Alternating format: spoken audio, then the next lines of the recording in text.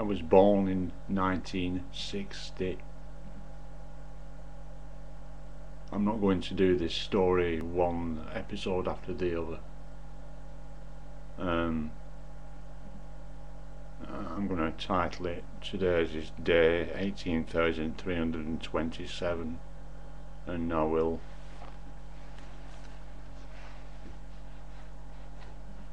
adjust it. I will justify my self so that I can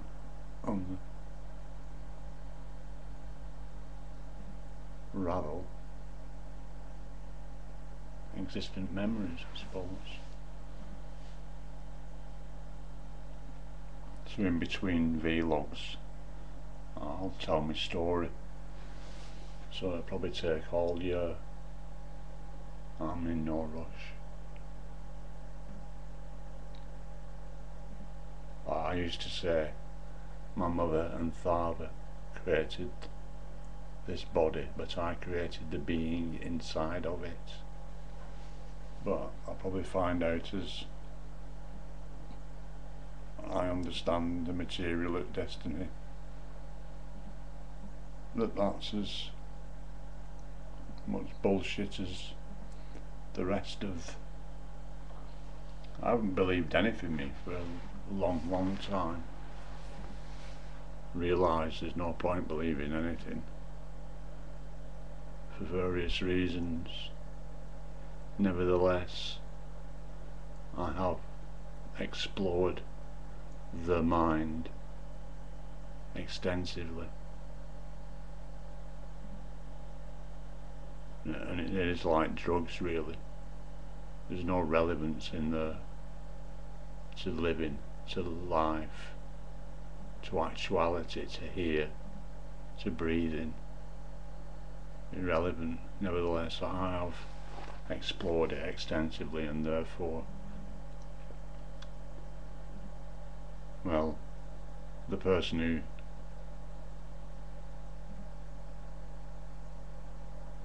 told me they were tasked when I first went on the forum long ago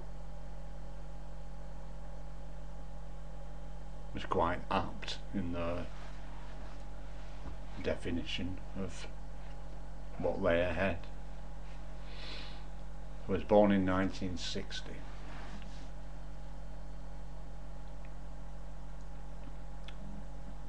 I never knew my mother. She and my father separated when I was 6 months old.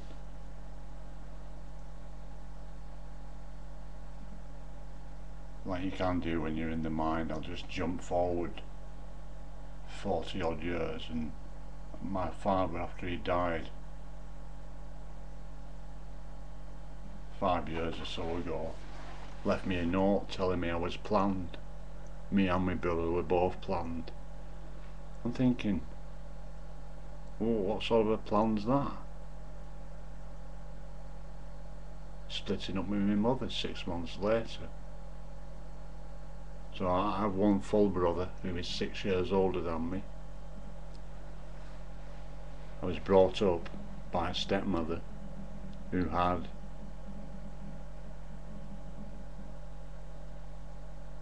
two daughters and a son, and later had another daughter with my father. So I had a full brother, a stepbrother, two stepsisters, and a half sister. My half sister, who is the only one that is younger than me, is 18 months younger than me. It was quite enjoyable for all the it was quite enjoyable growing up in a big family. There's always some racket going on, always some distraction one way or another, even if it wasn't part of it, or even if I was the scapegoat as I was. It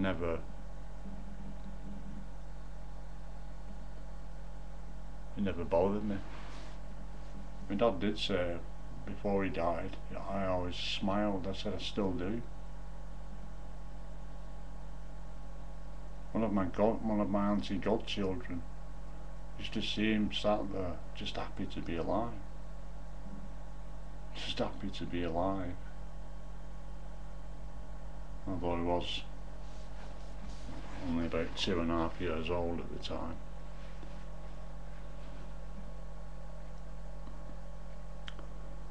We lived on a council estate, which is similar to the projects in America.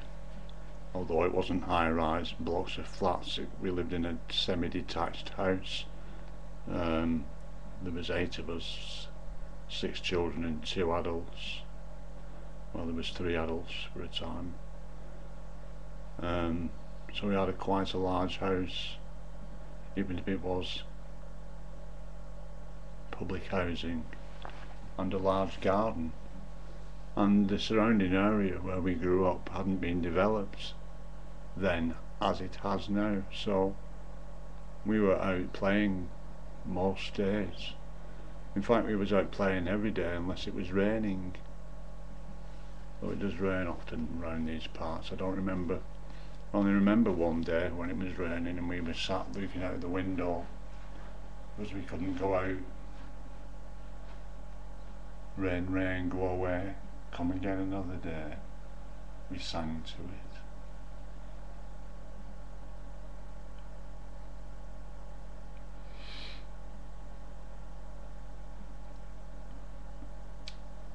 I used to get sent to bed every night for one reason or another.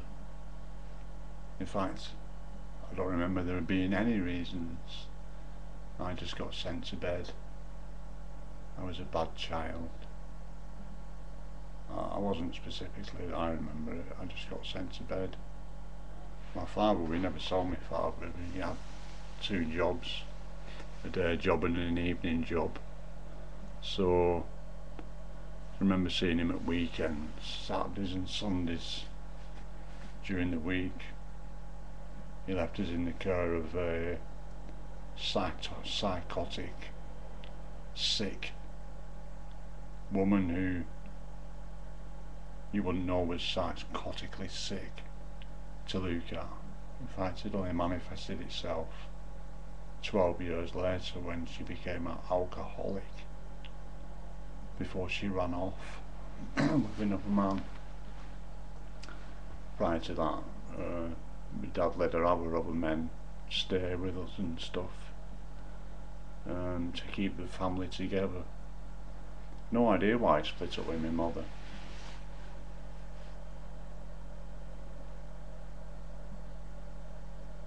Never knew her. In fact, if I hadn't been told, I would have thought my stepmother was my mother. I used to think when I was a child.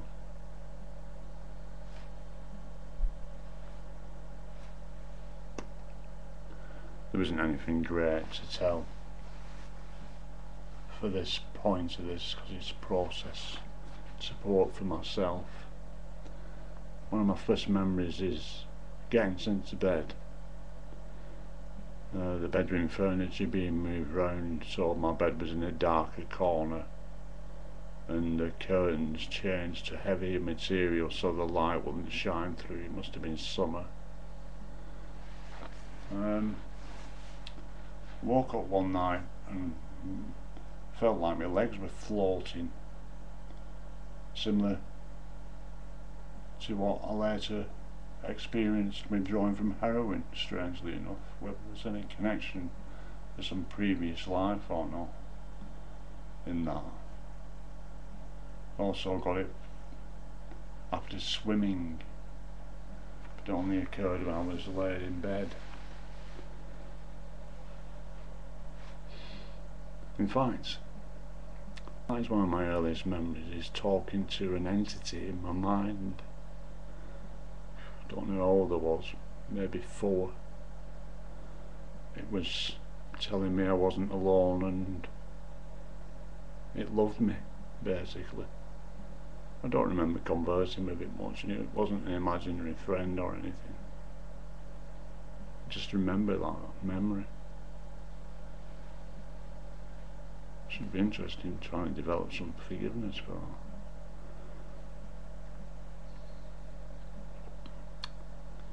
I remember being woken up in the middle of one night, being taken downstairs and shown a handful of plastic farm animals that apparently my stepmother had found in my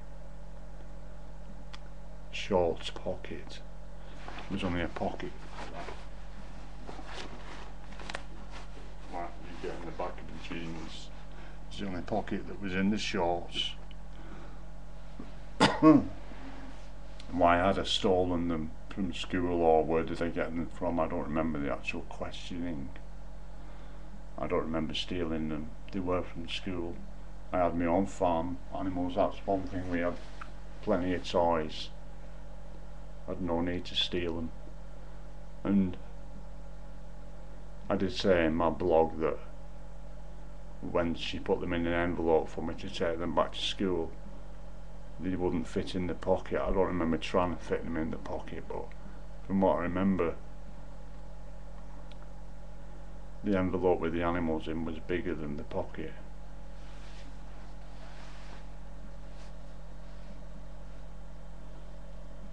I mean,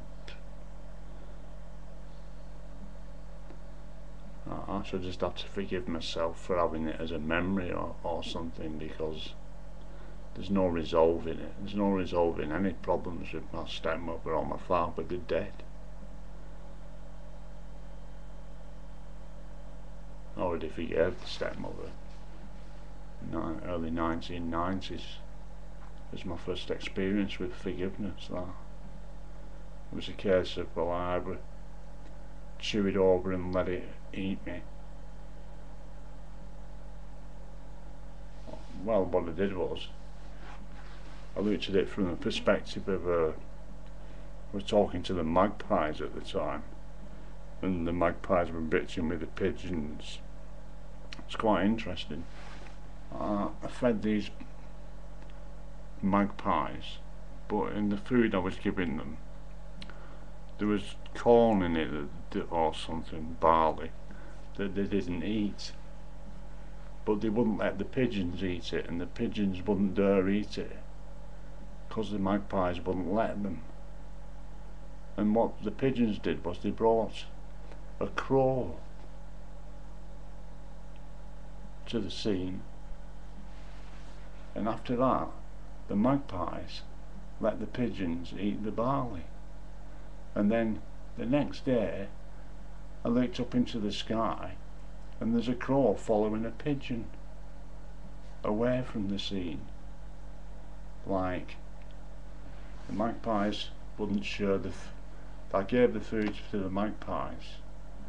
Here, magpies, some food. They didn't eat the barley, but they wouldn't let the pigeons eat it. The pigeons brought a crow along. The next day the barley was being eaten by the pigeons. The magpies let them, and a pigeon was leading a crow to another destination. I mean, fucking hell. I know what I thought of it.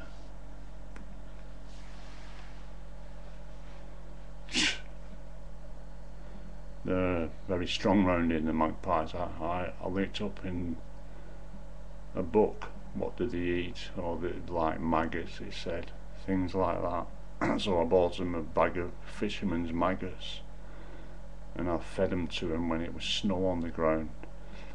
They fucking actually thanked me as I did it. Thank you, this magpie said to me. Consequently, there's a fucking lot of magpies around here. There's a hierarchy in birds, you know. Crows are the head of it. Seagulls, because of the size, that's sort of next in line.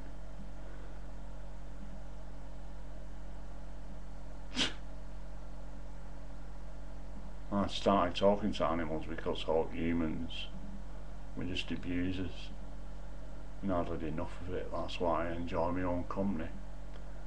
Anybody that's looking for company hasn't been abused enough, and once you have been abused enough, you'll find you can live with yourself quite easily.